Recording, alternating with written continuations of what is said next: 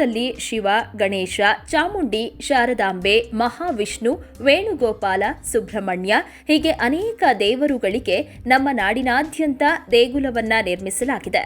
ಆ ದೇಗುಲಗಳಿಗೆ ಅನೇಕ ಪೌರಾಣಿಕ ಹಿನ್ನೆಲೆಗಳು ಇವೆ. ಅದರಲ್ಲೂ ನಾವಿವತ್ತು ನಿಮಗೆ ಪರಿಚಯಿಸೋದಕ್ಕೆ ಹೊರಟಿರೋ ದೇಗುಲವು ನಿಮ್ಮನ್ನ ದ್ವಾಪರ ಯುಗದ ಶ್ರೀಕೃಷ್ಣ ಪರಮಾತ್ಮನ ನೆನಪನ್ನ ಮನದಲ್ಲಿ ಮೂಡುವಂತೆ ಮಾಡುತ್ತೆ. ಬನ್ನಿ ಹಾಗಾದ್ರೆ ಶ್ರೀಕೃಷ್ಣ ಪರಮಾತ್ಮ ನಡೆದಾಡಿದ ಆ ದಿವ್ಯ ಕ್ಷೇತ್ರ ಯಾವುದು ಅಂತ ಇವತ್ತಿನ ಸಂಚಿಕೆಯಲ್ಲಿ ತಿಳಿದುಕೊಂಡು ಬರೋಣ.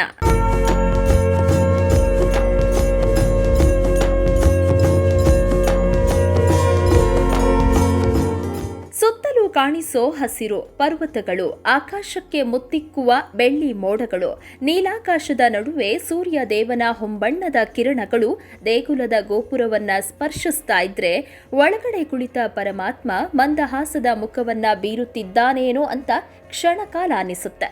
ಪ್ರಕೃತಿಯ ಸುಂದರವಾದ ಪರಿಸರದಲ್ಲಿ ನೆಲೆ ನಿಂತು ಭಕ್ತರನ್ನ ಉದ್ಧರಿಸುತ್ತಿದ್ದಾನೆ ಈ ಕ್ಷೇತ್ರದಲ್ಲಿ ನೆಲೆ ನಿಂತ ನರಹರಿ ಸದಾಶಿವ ದೇವರು.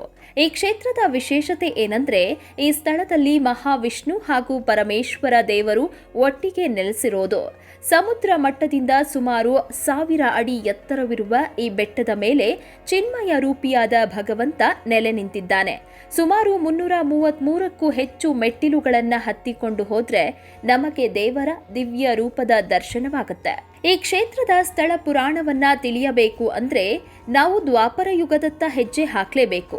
ಹಿಂದೆ ಮಹಾಭಾರತದ ಕುರುಕ್ಷೇತ್ರ ಯುದ್ಧದ ನಂತರ ಪಾಂಡವರು ತಮ್ಮ ಪಾಪ ವಿಮೋಚನೆಗಾಗಿ ದಕ್ಷಿಣದ ಕಡೆಗೆ ಸಂಚರಿಸ್ತಾ ಈ ಸ್ಥಳಕ್ಕೆ ಬಂದ್ರಂತೆ. ಆಗ ಶ್ರೀಕೃಷ್ಣ ಪರಮಾತ್ಮನು ಇಲ್ಲಿಗೆ ಬಂದನಂತೆ. ಆಮೇಲೆ ವಾಸುದೇವನು ತಾನು ಈ ಸ್ಥಳಕ್ಕೆ ಬಂದಿದ್ದನೆಂಬ ಕುರುಹಿಗಾಗಿ ತನ್ನ ಆಯುಧಗಳಾದ ಶಂಖ, ಚಕ್ರ, ಗದ ಹಾಗೂ ಪದ್ಮಕುಂಡಗಳ ಆಕೃತಿಯಲ್ಲಿ ಒಂದು ಪುಟ್ಟದಾದ ತೀರ್ಥಕೂಪಗಳನ್ನ ನಿರ್ಮಿಸಿ ಪಾಂಡವರಿಗೆ ಆ ತೀರ್ಥದಲ್ಲಿ ಮಿಂದೇಳುವಂತೆ ಹೇಳುತ್ತಾನೆ. ಶ್ರೀಕೃಷ್ಣನ ಮಾತಿನಂತೆ ಪಾಂಡವರು ಆ ತೀರ್ಥ ಕೊಳದಲ್ಲಿ ಮಿಂದೆದ್ದು ತಮ್ಮ ಪಾಪ ಪರಿಹಾರವನ್ನ ಮಾಡಿಕೊಂಡ್ರಂತೆ.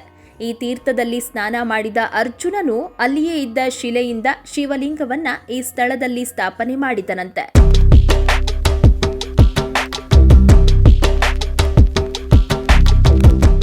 ನರ ಮತ್ತು ಹರಿಯಿಂದ ಈ ಸ್ಥಳವು ಪಾವನವಾದ್ದರಿಂದ ಈ ಕ್ಷೇತ್ರಕ್ಕೆ ನರಹರಿ ಸದಾಶಿವ ಕ್ಷೇತ್ರ ಎಂಬ ಹೆಸರು ಬಂದಿದೆ.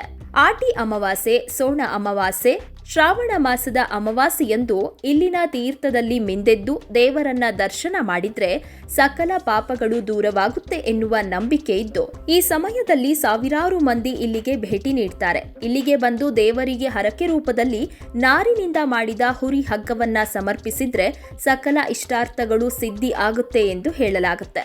ಇನ್ನು ಇಲ್ಲಿಗೆ ಬಂದು ಬಲಿವಾಡು ಸೇವೆ ಮಾಡಿಸಿದ್ರೆ ಸರ್ವ ಭಯವು, ಪಾಶಾರ್ಪಣೆಯಿಂದ ಉಬ್ಬಸ ವ್ಯಾಧಿಯು, ತೊಟ್ಟಿಲು ಸೇವೆಯಿಂದ ಸಂತಾನ ಸಮಸ್ಯೆಯು, ಎಳನೀರು ಸೇವೆಯಿಂದ ಸರ್ವ ಇಷ್ಟಾರ್ಥ ಸಿದ್ಧಿ ಆಗುತ್ತೆ ಎನ್ನುವುದು ಇಲ್ಲಿಗೆ ಬರುವ ಭಕ್ತರ ಮನದ ಮಾತಾಗಿದೆ.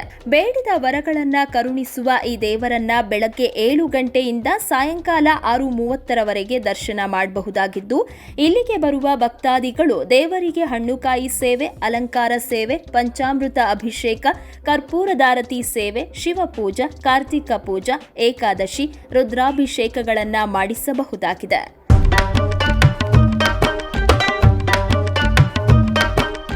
ಹಚ್ಚ ಹಸಿರಿನ ವನಸಿರಿಯ ನಡುವೆ ಕಂಗೊಳಿಸುವ ಈ ದೇವಾಲಯವು ದಕ್ಷಿಣ ಕನ್ನಡ ಜಿಲ್ಲೆಯ ಬಂಟ್ವಾಳ ತಾಲೂಕಿನ ನರಹರಿ ಬೆಟ್ಟ ಎಂಬ ಪ್ರದೇಶದಲ್ಲಿದ್ದು ಈ ದೇಗುಲವು ಬೆಂಗಳೂರಿನಿಂದ 323 ಕಿಲೋಮೀಟರ್, ಶಿವಮೊಗ್ಗದಿಂದ 193 ಕಿಲೋಮೀಟರ್, ಹಾಸನದಿಂದ 141 ಕಿಲೋಮೀಟರ್, ಉಡುಪಿಯಿಂದ 82 ಕಿಲೋಮೀಟರ್, ಮಂಗಳೂರಿನಿಂದ 31 ಕಿಲೋಮೀಟರ್, ಬಂಟ್ವಾಳದಿಂದ 8 ಕಿಲೋಮೀಟರ್ ದೂರದಲ್ಲಿದೆ. ಬಂಟ್ವಾಳವು ಉತ್ತಮವಾದ ರಸ್ತೆ ಹಾಗೂ ರೈಲ್ವೆ ಸಂಪರ್ಕವನ್ನ ಹೊಂದಿದ್ದು ಮಂಗಳೂರಿನಿಂದ ಬಂಟ್ವಾಳಕ್ಕೆ ಸಾಕಷ್ಟು ಸರ್ಕಾರಿ ಹಾಗೂ ಖಾಸಗಿ ಬಸ್ ಸೌಲಭ್ಯ ಇದೆ. ಬಂಟ್ವಾಳದಿಂದ ಬಾಡಿಗೆ ವಾಹನ ಮಾಡಿಸಿಕೊಂಡು ಈ ಕ್ಷೇತ್ರಕ್ಕೆ ಸುಲಭವಾಗಿ ತಲುಪಬಹುದಾಗಿದೆ.